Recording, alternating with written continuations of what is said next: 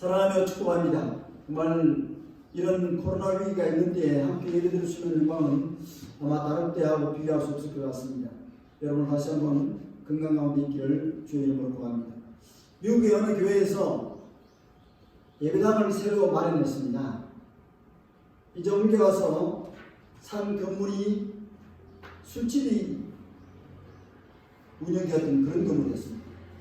그런데 이제 그 술집 건물을 팔았습니다. 팔고 교회에게 팔았기 때문에 교회가 인테리어를 내부 장식을 새롭게 했습니다. 새롭게 인테리어 장식을 하고 교회로 사용되는 건물을 마련한 다음에 첫 예배를 드리게 했습니다. 그런데 예배실 입구에 앵무새 한 마리가 있었어요. 그 앵무새는 그 전에 이 건물을 갖고 있었던 그 술집 주인이었습니다. 그 주인이 교회에게 선물로 주고 갔습니다. 그래서 인테리어 장식을 했는데 첫 예배를 드린 그 즈음에 이제 목사님이 들어오셨어요. 들어오니까 앵무새가 뭐라고 말을 하냐면 새로운 주인이네, 새 주인이네 하고 말을 하는 것입니다. 이어서 목사님이 입장하시고 찬양대가 성가대가 이제 들어오니까 앵무새는 새로운 팀이네, 새 팀이네 라고 말했다고 해요. 그리고 이제 성도 한 사람이 교인 한 분이 예배드리러 입장하자 앵무새는 이렇게 말합니다. 그 손님이네, 그 손님이네 이렇게 합니다. 내용을 알아채우셨겠지만 바로 오늘 예배드리는 사람의 모습을 이야기하고 있어요. 한 줄 내내 세상 사람과 똑같이 살다가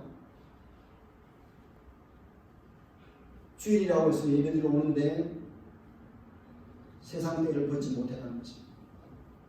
지금 우리는 영적 성장 시리즈를 하고 있습니다. 모든 말씀이 그러하지만 정말 이럴 때 들어야 될 말씀을 듣지 못하는 성도들이 계셔서 너무 아쉽습니다. 세상 가치관은 우리가 살고 있는 세상은 외모, 외형, 외적 성장, 물질 만능주의에 쩔어 있습니다. 우리 그리스도인들조차도 거기에 많이 영향을 입죠. 그래서 오늘 진실로 우리는 어떻게 살아야 될지에 대해서 과거 모습 그대로 살지 않고 새로운 모습으로 성장하려면 하나님이 연단하신다는 거죠. 그러므로 이 연단의 통로로 고통을 사용하신다는 것입니다. 고통은 하나님의 선하신 목적을 위한 성장 통로라 해도 과언입니다. 오늘 그 주제를 가지고 말씀을 이어가기 전에 또 전에 같이 내려가서 한번 믿음의 주제를 같이 한번 자료를 보면서 나누고자 합니다. 우리가 예수를 믿고 이 믿음이라는 주제를 평생 다루지만 얼마나 소중한지에 대해서 잘 모를 때가 있습니다. 성경은 얼마나 소중한지 우리가 좋아하는 금은 보화로 비유를 하십니다. 금은 보화를 너희들이 그렇게 좋아하지 않느냐, 가장 좋아하지 않느냐. 이번에도 취업 화폐 카드를 가지고 심지어 뉴스에 보니까 금을 샀다는 이야기가 있어요. 소고기를 많이 샀다는 분도 계시고 그걸 가지고 금을 샀다는 이야기도 있어요. 그만큼 사람들의 그 관심사가 금은 보화에 있습니다. 그런데 성경은 우리에게 들려주기를 믿음이라는 것이 금은 보화보다 더 귀하다는 것입니다. 조금 이따 말씀을 제시하겠습니다만은 얼마나 귀하면 세상에서 제일 좋아하는 금은 보화의 믿음을 갖다가 설명하고 있습니다. 명경 1장에 보여드린 적이 있지만 우리의 믿음은 건강을 세워주는 흡연은 이렇게 담배 치하는 제목으로 세르비아 그래픽 디자이너 미로슬라브 그라포리드자가 디자인한 것인데 한 개 피도 피우지 않았을 때는 치아가 멀쩡했는데 피우는 숫자만큼 치아가 빠지면서 다 피우고 나니까 치아가 다 빠지는 그러한 모습입니다. 상당히 금연할 것을 권고하는 디자인 중에 탁월한 디자인이어서 많은 사람들이 공감을 일으켰던 부분입니다. 그만큼 우리에 있어서 믿음의 건강이 중요하다는 것을 저는 제시하고 싶습니다. 성경은 우리에게 부자가 되라고 합니다. 근데 많은 분들이 이 땅의 물질로만 부자가 되기를 원해요. 그런데 성경이 제시하는 부여는 믿음의 부자입니다. 믿음의 부자는 하늘과 땅의 모든 것을 다 소유한 개념이죠. 그러므로 성경이 우리에게 제시하는 끝까지 하나님 들려주신 음성은 뭐냐면 믿음의 부자가 되라는 것입니다. 한번 읽어보겠습니다. 내 사랑하는 형제들아, 우리가 가슴에 담는 말씀이니까요. 야고보 2장 5절 말씀이죠. 내 사랑하는 형제들아, 시작. 내 사랑하는 형제들아, 들을지어다.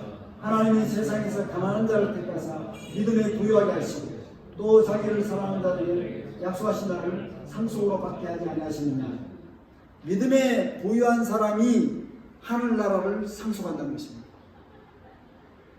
우리가 평안의 결정적인 나라, 우리가 마지막 꼭 들어가야 될 나라의 상속권이 믿음에 있다는 것입니다. 믿음에 부유한 자들은 약속하신 나라까지 상속받게 되는 정도로 하나님 우리의 금보다도 부유한 믿음을 지니라고 말씀하고 있습니다. 그리고 믿음의 사람은 금으로 살지 않습니다. 믿음의 사람은 하나님의 은혜로 산다는 겁니다. 금은 도둑맞을 수 있지만 은혜는 절대 훔쳐가지 못합니다.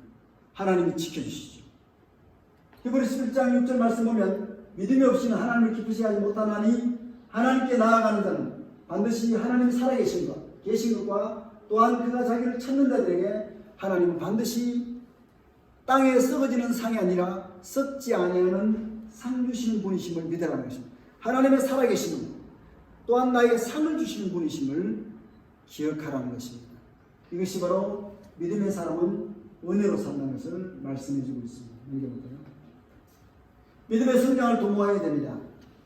베드로전서 1장 7절 말씀에 제가 서두에서 말씀드린 대로 금보다 사람들 좋아하는 금은 보화보다도 더 귀한 것이 faith, 믿음이라는 것입니다. 우리는 골드를 좋아하지만 하나님 골드를 지킬 수 있고 하늘의 부여까지 누릴 수 있는 것은 믿음밖에 없다는 것입니다. 같이 한번 이 말씀을 읽어봤으면 좋겠습니다. 너희 시작. 너희 믿음의 확실함은 불로 연단하여도 없어질 금보다 더 귀하여 예수 그리스도께서 나타나실 때에 칭찬과 영광과 존귀를 얻게 할 것이라. 칭찬, 영광, 존귀를 얻는 것은 믿음이라는 것입니다. 어떤 다른 요소로도 하나님의 나라의 풍요를, 칭찬, 영광을 누릴 수 있는 일은 믿음 외에는 없다는 것을. 그래서 우리는 이 땅에 있는 동안 믿음의 성장을 끊임없이 도모해야 된다는 것을 이 주일에 말씀하고 있습니다. 읽어볼까요? 믿음의 성장을 도모하는 첫 번째 단계는 바꾸는 것입니다. 이런 모습을 우리 성경 가서는 아마 거의 못 봤을 거예요. 요즘은 찾아보기 힘들어요. 요즘은 경기가 하고 기계가 농작물을 하기 때문에. 그러나 우리 지연자매라든지 저 같은 경우는 시골식을 보고 자랐어요. 그러므로 농사를 지으면 제일 처음 봄이 되면 밭을 갈아야 됩니다. 신앙도 마찬가지라는 것입니다. 밭갈기 작업이 1단계라는 것입니다. 믿음의 성장의 1단계는 밭을 갈아야 된다는 것입니다. 한번 내용을 보겠습니다. 우리 밭은 마음입니다. 마음의 밭을 갈아엎어야 돼요. 그렇지 않으면 세상 사람하고 하나도 차이가 없다는 것입니다. 교회가 욕을 먹는 결정적인 이유는 세상 사람이나 교회 다니는 사람과 똑같다는 것입니다. 하나도 차이가 없다는, 욕심을 부리는 것도 마찬가지고 그 점에서 욕을 먹는 것이지 하나님이 아십니다. 우리 마음의 묵은 땅이 세상 사람하고 똑같다는 것입니다. 그럼 갈아엎으라는 것입니다. 호세아 10장 12절 말씀에 너희 마음의 묵은 땅을 기행하라, 밭 갈아엎으라. 지금이 곧 여호와를 찾을 때니 마침내 여호와께서 오사 공의를 비처럼 너희에게 내리시리라. 하나님이 우리의 마음에 비를 내리시니 은혜를 베푸시는 것이 마음의 밭을 갈아엎으게 됩니다. 하나님께로 돌아오는 회개의 작업을 할 때죠. 이것이 밭갈기 작업입니다. 넘겨보나요? 밭갈기 작업은 구체적으로 말씀드리면 우리 성경 말씀, 예수님 말씀, 복음으로 새로워지는 것입니다. 내가 하나님의 입으로 예수님을 주님으로 수신하며 또 하나님께서 그를 죽은 자 가운데서 살리신 것을 내 마음에 믿으면 구원을 받으리라. 복음은 밭갈기 작업, 주를 모셔드린, 다시 말씀드리면 여러분 귀에는 흔하게 들리지만 결코 흔하지 않습니다. 뭡니까? 내 마음의 밭의 주인이 나였어요. 예수님을 영접하기 전에 주인이 나였답니다. 그러므로 내 마음대로 살았어요. 지금도 내 마음대로 살고 있는 것을 안타까워하십니다. 예수님을 영접했다는 것은 예수님을 주인으로 모셔드린 것인데 여전히 예수님이 주인이 아니라 내가 주인이라는, 그러므로 내가 하고 싶은 대로 하는 것이 불신앙이라는 것입니다. 이 불신앙을 갈아엎는 것이 주인 바뀌는 사건입니다. 주인이 바뀌었다면 주인의 뜻대로 신앙을 사용해야 된다는 것입니다. 이 점이 매우 중요합니다. 바꾸는 작업이 매우 어려운 작업이 아니라 예수 그리스도를 영접하는 작업인데, 영접할 때 주인이 바뀌었다는 것입니다. 내가 살아가지만 주인은 내가 아니라는 것입니다. 이 점이 우리가 크리스찬과 넌 크리스찬의 결정적 차이입니다. 그런데 우리는 그걸 잊어버려 살죠. 왜? 물질에 속아서, 명예에 속아서 넘겨버리고 있습니다. 밭을 갈았으면, 예수님을 영접했으면 씨를 뿌려야 합니다. 씨를 뿌린다는 것은 결실을 거두기 위해서죠. 그러므로 우리가 안 믿는 사람들, 믿는 사람들로 돌아오게 하는 이 결실 거두는 작업은 복음을 뿌려야 넘겨버리고 있습니다. 사도행전 20장 24절 말씀, 조금 여러분들이 졸릴 수도 있으니까 같이 한번 읽어보겠습니다. 내가 달려갈 길과, 시작. 내가 달려갈 길과 주 예수께 받은 상, 곧 하나님의 은혜의 복음을 증언하는 일을 마치라며 나의 생기로자 좀도 귀한 것으로 여기지 아니하노라. 예, 다 같이 크게 해주십니다. 그러나 우리가 마음에 심겨진, 너무 중요하지만 마음에 심을 때는 소리 내는 것이 얼마나 중요합니다. 주 예수 받은 사명이 뭐냐면 우리의 복음을 전하는 것입니다. 그래야 씨 뿌린 작업이 있는 거예요. 여러분과 저만 예수 믿으면 하나님 기뻐하지 않습니다. 하나님은 이 땅에 있는 백성들이 주님을 믿기를 원하십니다. 그러니까 밭을 갈았으면 씨를 뿌리면 물을 줘야 합니다. 정말 여러분이 안 계실 때 몇 그루 안 되지만 식물들을 얼마나 정성껏 돌보는지 모릅니다. 진짜 잎을 다듬어주고 또 가지를 정리해주고 또 오물도 제거해주고 잎을 닦아주기도 하고, 이 작업이 우리에게는 필요한 것입니다. 넘겨볼까요? 물 주는 작업이 뭔지를. 정직과 성실로 무장하게 된다는 거죠. 정직한 자는 성실합니다. 그것은 자기를 인도하거나 사악한 자는 성실하지 못합니다. 폐역은 자기를 망하게 합니다. 물 주는 작업, 끝까지 교회를 돌봐야지. 식물을 돌보다가 말면 식물은 그만 사라지고 맙니다. 끝까지 정직과 성실로 무장해 넘겨봅니다. 네 번째, 햇볕을 줘야 합니다. 작물이 있어서 밭 갈고 씨 뿌리고 물 주고 햇볕 주는 작업 연결되어 있습니다. 넘겨볼까요? 뭘까요? 봉사의 손입니다. 이 봉사하는 손 때문에 지난 주일날 아침에 첫 장면으로 2달 동안 장독을 끼고 있었던 그 의료진의 짓무른 손을 기억하시죠? 저는 얼마나 강한 인상을 받았으면 지금 바로 떠오른다고. 그건 봉사의 손이었습니다. 그러므로 오늘 믿음 성장에 있어서는 여러분도 봉사하는 그러한 손이 있습니다. 오직 선행함과 서로 베풀기, 나누어주기를 잊지 말라. 하나님 이 같은 제사를, 이걸 예배라고 해요. 봉사하는 걸 예배로 봅니다. 하나님은 봉사하는 걸 제사로 보신다고. 하나님은 우리가 이렇게 모여서 드리는 것도 예배지만 흩어져서 봉사하는 것도 예배로 보십니다. 그분은 여러분의 삶이, 저의 삶이 얼마나 예배적 차원에서 중요한지 모릅니다. 그냥 예배만 끝나고 가서 똑같이 산다면 우리의 예배는 망가져 있다는 것이죠. 넘겨봅니다. 햇볕 주기가 봉사라면 이제는 양분도 줘야 합니다. 퇴비가 필요하죠. 물을 많이 주고 있어서 작물 생기에 도움을 주는, 요즘은 다른 방식도 하지만 퇴비를 여전히 필요로 하는 것이 성장에 있어서 양분 주는 걸 잊지 말아야 합니다. 그러면 우리의 믿음 성장에 있어서 양분 주는 작업은 뭘까? 한번 넘겨보겠습니다. 멘토가 필요하다는 것입니다. 저에게 있어서도 성장하는 데 있어서 많은 분들이 저를 지도하셨어요. 특별히 저는 이제 목회 중반 이상을 넘어선 앞으로 10년 남짓밖에 남지 않은 이제 목회 생활에 있어서 가장 떠오르는 분 중에 한 분이 저를 신앙 지도했던 서독조 목사님이십니다. 그분이 공부를 많이 해서 그런 것이 아니라 따뜻한 신앙을 물려주셨어요. 사랑하는 마음을 주셨어요. 지금도 홀로 방에 있을 때는 그분을 떠올립니다. 제 인생의 멘토였죠. 그러므로 여러분의 인생에서도 알베르투스 슈라이츠 박사의 말처럼 우리 인생의 마음의 불이 꺼질 때, 힘들어할 때 이 마음의 불을 다시 붙여주는 멘토가 필요하다는 것입니다. 성원서 찬양을 할 때 찬양 쪽에 또 멘토가 필요합니다. 혼자 잘하는 것이 아니에요. 반드시 멘토가 필요합니다. 피드백이 필요하다고. 우리 신앙 성장에 있어서 멘토는 정말 필요합니다.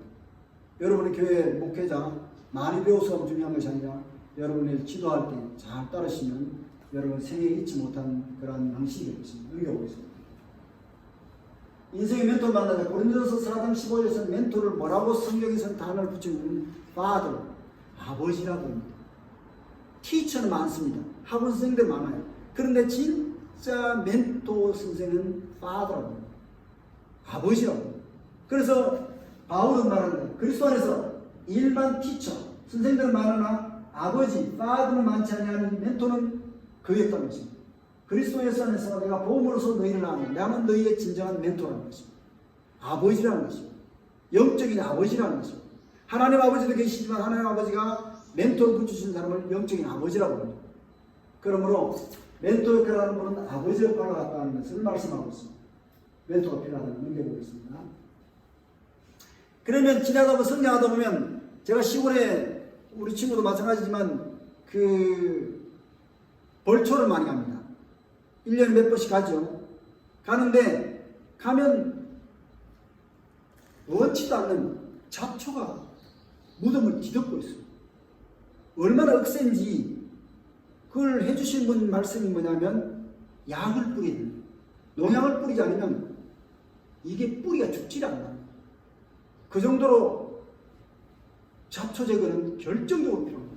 아니면 다 해집고 나 뿌리를 뻗어서 무덤 속으로 들어가죠. 다시 말씀드리면 우리 영적 성장에서 이 잡초를 제거 안 하면 아무리 보약을 많이 먹어도 소용없다는 것입니다. 넘겨보겠습니다. 잡초 제거. 유혹을 물리치는 유혹은 마귀가 주는 것입니다. 하나님은 시험을 통해서 연단하시지만 마귀는 유혹을 통해서 우리를 무너지게 하죠. 한번 이 말씀을 같이 읽어보겠습니다. 우리가 누군지를 다시 한번 되새기는 말씀이죠. 너희는 시작. 너희는 너희가 하나님의 성령이 너희 안에 계신 것을 알지 못한다. 그러므로 잡초는 제거해야 돼. 죄가 파고 들어올 때, 유혹이 들어올 때 성전임을 기억하는 거룩한 성전이야. 우리 자신이 먼저입니다. 7번째 작업이 뭐냐면 마지막 작업이라 할 수 있는데 사랑하기입니다. 믿음, 소망, 사랑 이 세 가지는 항상 있을 것인데 그 중에 제일은 사랑이라고 말씀하신 것처럼 사랑은 믿음의 결실입니다. 믿음의 율법의 완성입니다. 넘겨볼까요? 우리가 많은 실수가 많아서 그런데 특별히 말의 실수가 많습니다. 말을 잘하기가 너무너무 어렵습니다. 말 실수가 너무 많아요. 그러므로 사랑의 언어를 쓰면 되는데 우리가 다 실수가 많으면 말에 실수가 없는 사람은 이 사람은 완벽한 사람이에요. 온전한 사람이에요. 인격이 제대로 된 사람이에요. 너희 온몸도 그렇죠. 이 자신의 말로 행동을 절제한다는 것입니다. 우리가 폭력을 쓴다는 것은 말의 절제가 없다는 것입니다. 넘겨볼까요? 위에 제목을 읽고 서두를 맺도록 하겠습니다. 믿음은 시작. 믿음은 장래의 왕을 바라봅니다. 아멘. 오늘 주제는 제가 원문을 이렇게 정리해 왔습니다만 그런 생각이 들더라고요. 다 정리하고 정리해 다 하기는 한 주 전에 다 했고 한 주간 내내 이 말씀을 묵상하면서 하나님 이 주제와 우리 자신과는 어떤 관계가 있습니까? 라는 궁금증이 있었어요. 주제는 여러분들이 피할 수 없는 주제입니다. 추합입니다. 추합. 시험이라는 주제.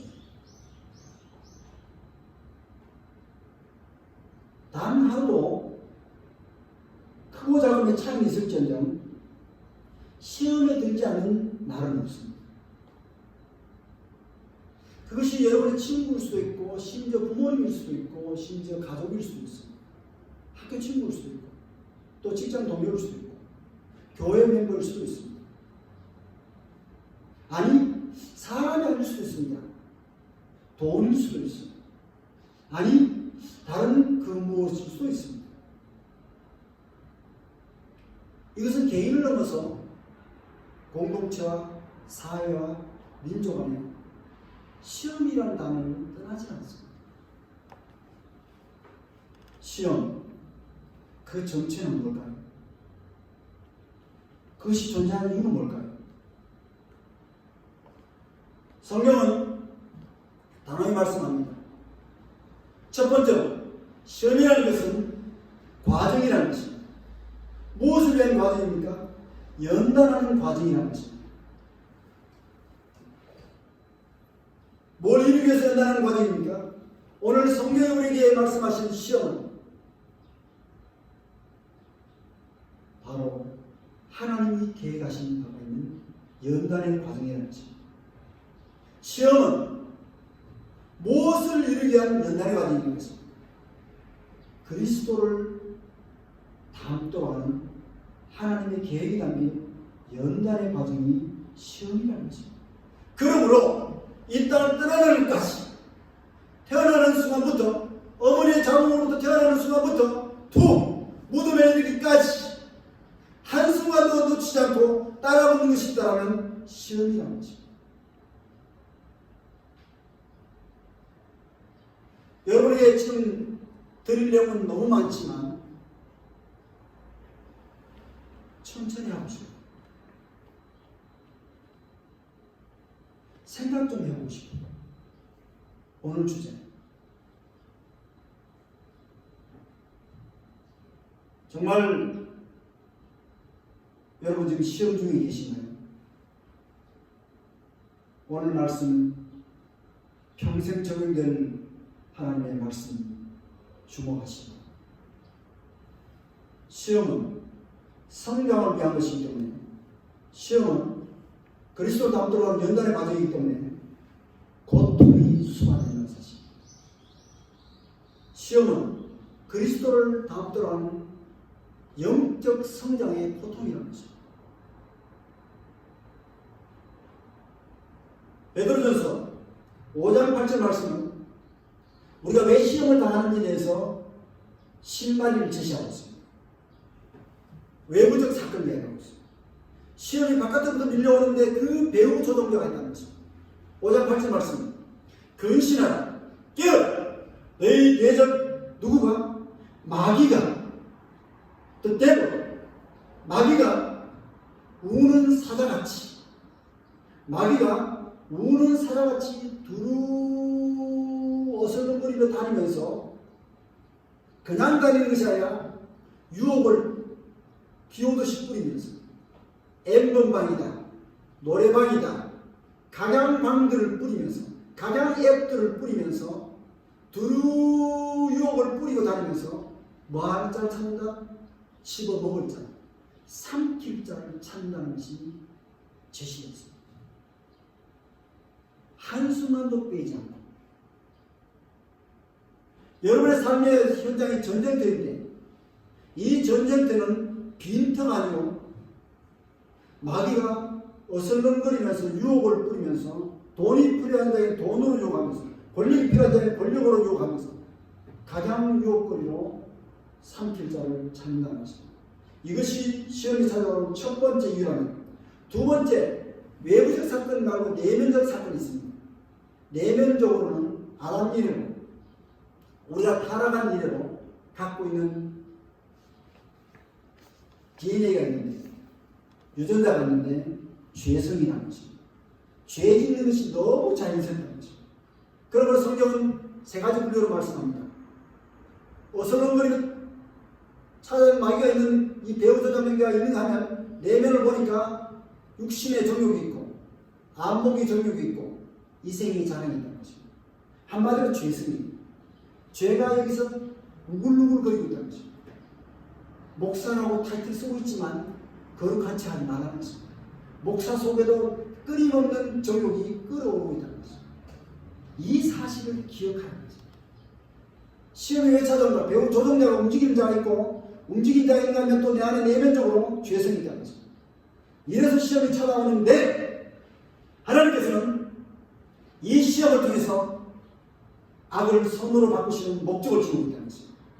이것을 시험을 허락하시는 시험을 만든 진정한 이유를 하나님께서 성경을 통해서 말씀하시는 첫 번째 성원 간사를 비롯해서 우리 모두가 성장하고 성숙시키는 데 시험을 사용하시는 것입니다.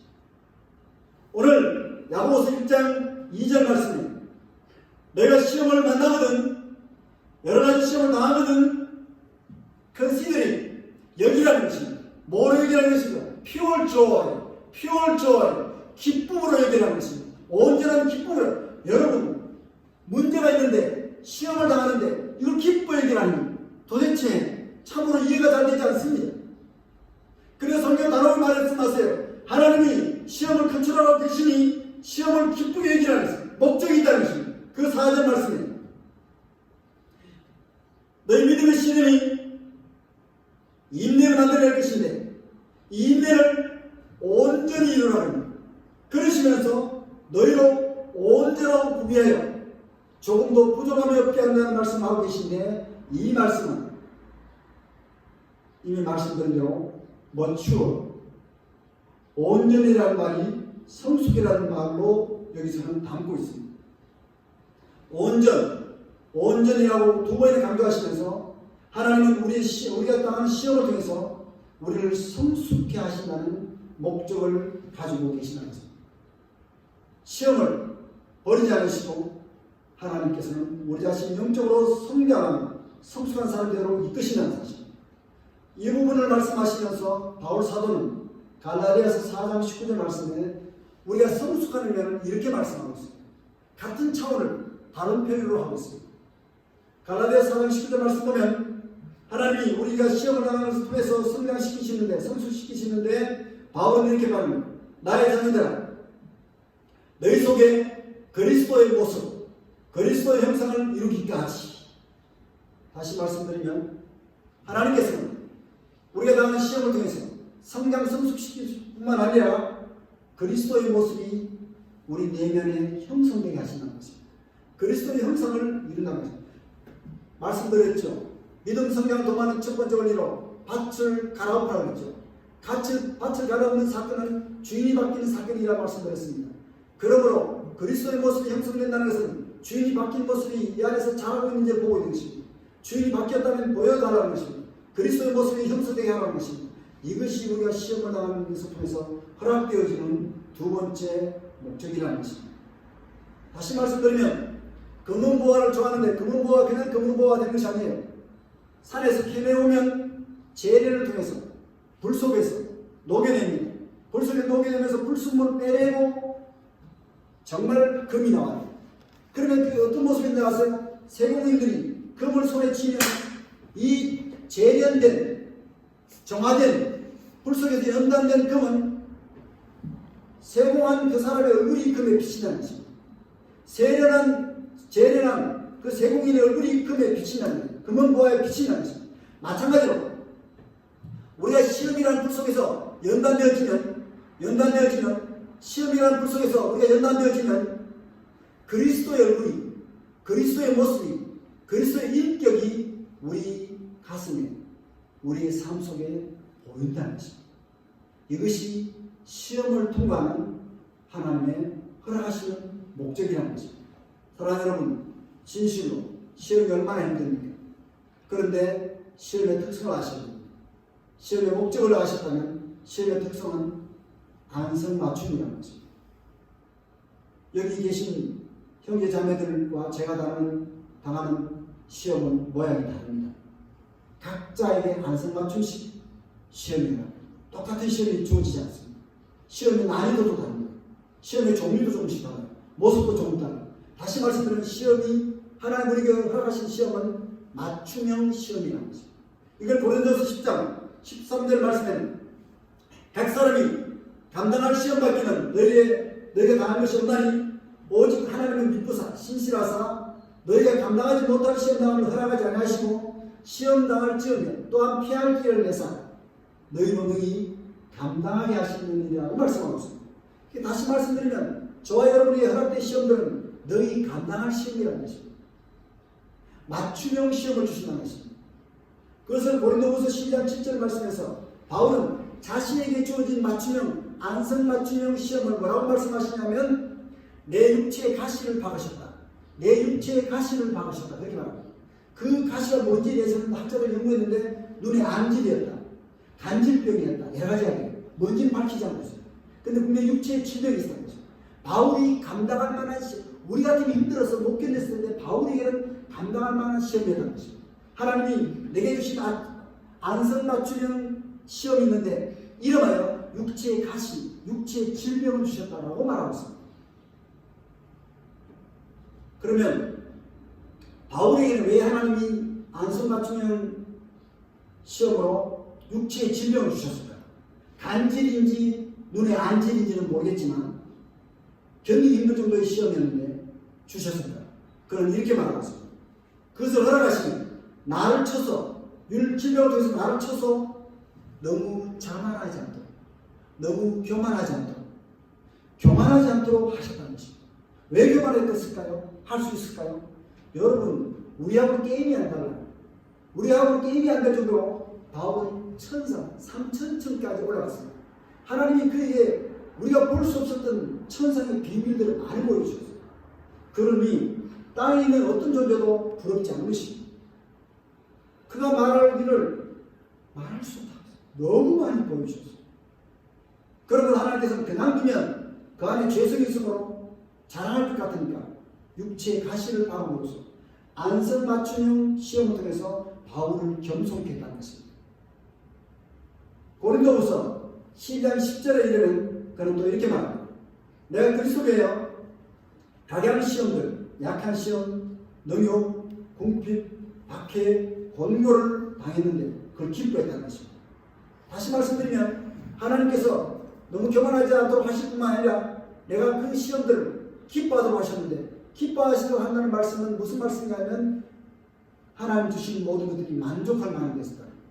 만족할 만한 것을 통해서 어떤 것을 이루시냐면 하나님께서는 바울을 세우셨다는 것입니다. 내가 그 시험을 기뻐했다 이 말은 그것이 만족할 만한 것이었는데 어떻게 해서 만족할 만한 것이 되었냐면 그 시험을 통해서 내가 섰다는 것입니다. 그럼 이렇게 표현합니다. When I am weak, 내가 약할 때 질병 때문에 다양한 시험 때문에 마음이 약해지고 생활이 약해지고 많은 것이 위축되는 모습을 지고 있었으나 When I am weak, 내가 약한 바로 그때 하나님 은혜에 의해서 I am strong, 내가 강했다고 말합니다. 정말 매우 역설적입니다. 내가 가난할 때 나는 부자라는 소리와 똑같습니다. 여러분이나 저는 어떻게 되면 내가 돈 많을 때 부자라 말할 수 있지 내가 가난한데 어떻게 부자라 말할 수 있나? 그는 시험을 통해서 이 사실을 깨달은 것입니다. 이번에 말씀을 준비하면서 다시 한번 영적으로 새롭게 되는 은혜를 많이 받습니다. When I'm weak, 내가 바로 그때 I'm strong이라는 말은 매우 의미심이 나옵니다. 왜? 시험을 기뻐할 수 있는 마음이 주시는 하나님의 은총이었습니다. 다시 말씀드립니다. 여러분과 제가 당하는 시험들이 다 같지 않습니다. 감당할 만한 시험입니다. 안성맞춤형 시험이라서 잊지 마세요. 결단코 여러분 자신만이 당하는 어려움이 아니라는 것입니다. 여러분이 감당하지 못할 시험이 아니라는 것입니다. 그리고 그 목적은 나를 겸손케 하시고 나를 수용이 되게 하시는 것을 꼭 기억하시는 것입니다. 그러므로 시험은 영적 성장의 고통인데 시험은 그리스도의 모습이 내 안에서 내 삶 속에 이루어지도록 하는 성장의 연단하는 과정이며 그리고 이 시험은 바로 우리를 그리스도의 모습을 지니하는 그런 모습을 잊지 마시기 바랍니다. 두 번째, 그러면 시험은 우리 영적 성장의 고통인데 그리스도를 닮도록 하는 첫 번째 목적이 있다면 어떤 관점에서 시험을 바라볼 것인가? 시험을 바라보는 관점이 매우 중요합니다. 오늘 고린도후서 4장 16절에 가면 이런 말씀이 나옵니다. 고린도후서 4장 16절 말씀입니다. 우리가 낙심하지 아니하노니 우리가 낙심하지 아니하노니 말씀입니다. 낙심한다는 말 영어로 하면 어떻게 되는지 아십니까? lose 일단은 그렇죠. lose 실패하다, 지다. lose heart 마음을 잃어버린다. 마음이 실패하는 것이. 그런데 별 단어 아닌 것 같은데 이 단어 속에 담겨있는 우리의 현실을 말하고 있습니다.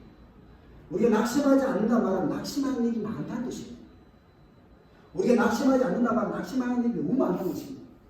그것이 가정 문제이든 사업 문제이든 직장 문제이든 어떤 문제이든 낙심하는 일이 너무 많다는 거예요.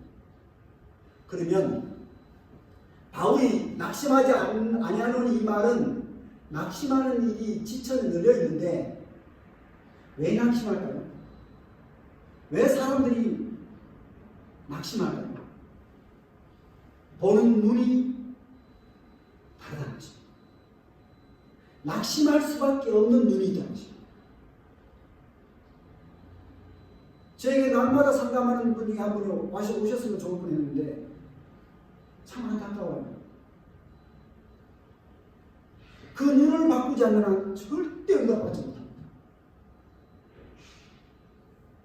사업이 실패하면 실패하는 눈으로 아무리 사업을 해도 계속 실패합니다. 고3 입시가 또 실패하는 것이고 계속 관점을 바라보면 실패할 수밖에 없어요. 바라보는 관점이 성공과 실패의 결정적 키포인트를 잊지 말아요. 낙심하는 것은 낙심하는 관점을 지니고 있다는 것입니다. 낙심하지 않는 것은 낙심하지 않는 관점을 지니고 있다는 것입니다. 부자가 되는 관점은 부자가 되는 관점을 지니고 있다는 것입니다. 가난하게 되면서 가난하게 되는 관점을 지니고 있다는 것입니다. 신앙이 재미없는 것은 신앙이 재미없는 관점을 지니고 있다는 것입니다. 신앙이 재미있는 것은 신앙이 재미있는 관점을 지니고 있다는 것입니다. 비유포인트. 여러분들과 눈을 바꿔줘요. 바라보는 관점이 시각이 계속 그러면 절대 성장 없습니다. 멘토가 왜 필요합니까? 멘토는 우리가 바라보는 관점을 달리해야 됩니다. 바울이 말합니다. 나는 세상 사람이 가지고 있는 관점이 아니니 결단코 낙심하지 않으노니. 세상 관점은 그 사람에 있다는 것입니다. 늙어가는 데 있다는 것입니다. 낡아지는 데 있다는 것입니다. 아무리 노력해도 세상 가치관은 낡아지고 늙어지고 사라진다는 것입니다. 우리의 그 사람은 낡아지나 우리의 속사람은 바울의 주님 관점, 비블리컬 뷰포인트, 비블리컬 프로스펙트, 성경적 관점으로 바라보면 우리가 나이가 들어서 늙어가는 사실이고 저도 인물이가 생기듯이 생각지 않게 인물이가 생기듯이 늙어가는 것은 낡아지는 것은 피할 수 없는 사건이지만 그러나 바라보는 관점은 육신의 관점이 아니라는 것입니다. 바라보는 관점은 영적인 관점이라는 것입니다. 바울이 인시하는 성경적 관점이라는 것입니다. 하나님의 관점이라는 것입니다. 그것은 어떻게 되냐? outwardly 그 사람은 we are wasting away 바깥으로 보면 wasting away 썩어지고 소모되고 낡아지는 관점이지만 inwardly 바울의 관점에서 성경이 말하는 하나님의 관점 바라보면 inwardly we are being renewed day by day 날마다 새로워진다는 것입니다. 관점을 바꾸라는 것입니다. 육신적 관점, 물질적 관점, 세속적 관점으로 바라보면 허무해서 살 길이 없습니다. 반드시 재혼을 해야만 부자가 될 것 같아요. 반드시 재혼을 해야만 뭔가 행복할 것 같아요. 그렇지 않습니다.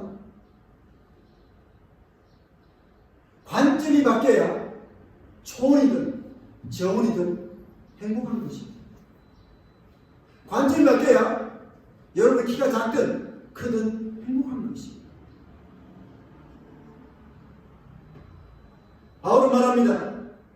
아래 하나님 말씀하십니다. 주님 말씀하십니다. 하나님의 관점, 성경적 관점, 영적 관점으로 바라보라. 그러면 나로 새로워진다는 것입니다. 그래서 영적 관점을 바라볼 때 너희가 당하는 시험, 환난, 고난, 고통은 가볍다는 것입니다.